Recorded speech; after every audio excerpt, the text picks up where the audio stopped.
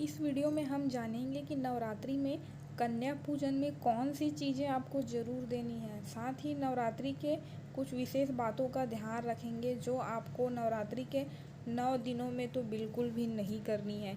तो वीडियो को आप आखिरी तक ज़रूर देखिएगा। तो 9 तारीख से नवरात्रि शुरू होने वाली है। उम्मीद कर रही हूँ कि आप सभी अगर 9 दिनों का व्रत रखते हैं तो आपने पहले से ही सारी ज़रूरतों का सामान लेकर के रखा होगा, जैसे कि मैंने पहले वीडियो में बताया था।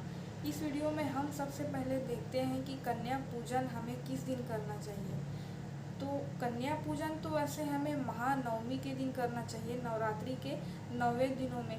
पर बहुत लोगों का रिवाज है कि वो अपने घर में, जैसा कि उनके पूर्वज पहले से ही रखते आए हैं या जैसा उनके आसपास का माहौल है, बहुत से लोग नवरात्रि का कन्या पूजन अष्टमी के दिन रखते हैं। पर हमारे तरफ नवमी के दिन ही कन्या पूजन रखा जाता है। उस दिन ही लोग कन्या पूजन करके व्रत का पारण करते हैं, अपना उपवास तोड़ते हैं। तो ये बात यहीं पर क्लियर हो जा रही है कि कन्या पूजन हमें महानवमी के दिन करना चाहिए। और अगर आप लोग अष्टमी के दिनों को मानते हैं तो आप अष्टमी के दिन को कर सकते हैं, ये आपके घर का रिवाज हो सकता है। नवरात्रि के दिनों में आपको कौन सी चीज़ें बच्चों को ज़रूर देनी चाहिए। तो नवरात्रि के दिन में आपको केला ज़रूर देना चाहिए, कोई भी मौसमी फल देने से आपके घर में जो भी प्रॉब्लम्स आ रही है, जो भी दिक्कत आ रही है, वो दूर होता है। और उसके बाद नारियल देना चाहिए।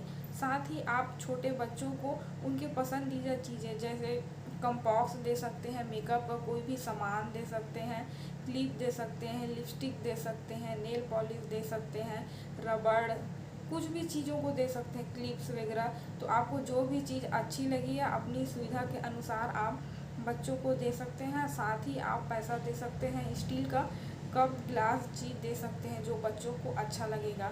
और आप बच्चों को हंसते हुए ही विदा करिए, क्योंकि आप उनको हंसते हुए भेजेंगे तो आपके घर में पॉजिटिविटी आएगी, निगेटिविटी ख़त्म होगी और घर का वातावरण भी आपका अच्छा रहेगा। अगली बात हम ये भी जान लेते हैं कि नवरात्रि के दिनों में आप बच्चों को क्या खिलाएंगे।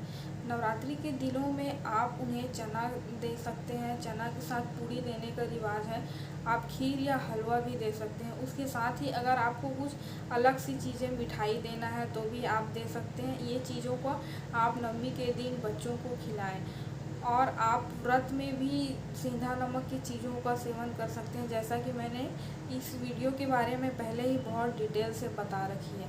अब मैं ये बताऊंगी कि नवरात्रि के दिनों में आपको अपने घर में कौन सी गलती नहीं करनी है।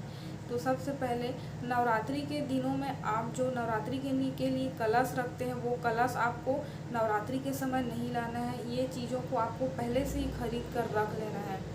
दूसरी बात, अगर आपके घर में कोई भिक्षा मांगने के लिए आता है, कोई भिखारी आता है, तो आप उन्हें कभी भी अपशब्द बोल करके या चिल्ला के अपने द्वार से ना भगाएं। आप उन्हें कुछ न कुछ ज़रूर दे दें। और अगर आप नवरात्रि के दिनों में पैसा वगैरह नहीं देते तो आप उन्हें अनाज ज़रूर दें।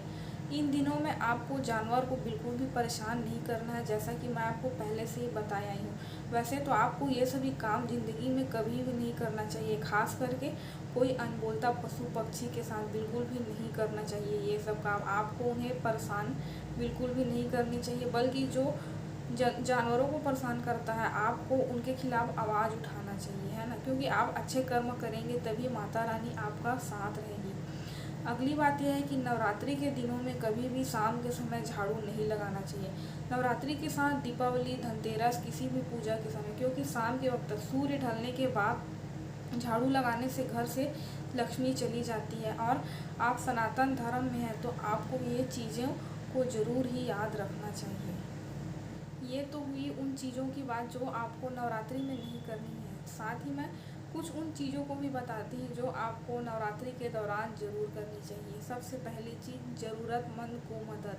अगर कोई व्यक्ति मुसीबत में है तो आप उनको कुछ रुपयों से मदद करें। किसी के पास खाने का नहीं है तो आप गरीब असहाय लोगों को खाने के लिए दें, कोई बुजुर्गों की सेवा करें, कुछ भी मतलब आप अच्छा कार्य करें जिससे आपका दिन अच्छा हो। साथ ही आपका जो कर्मा है वो अच्छा हो, क्योंकि आप जो भी करेंगे वो आपके पास लौट कर आएगा। खास करके आप व्रत रख रहे हैं तो किसी के ऊपर बिना मतलब का आप गुस्सा ना करें घर में। और जो बिस्तर पर आप सोए हैं वो बिस्तर एकदम ही साफ़ रहना चाहिए। साफ़ रहने का मतलब है कि आप जिस कंबल ओढ़कर सो रहे हैं, अगर आप उठते हैं तो उस कंबल को तुरंत मोड़ कर ही रख देना चाहिए।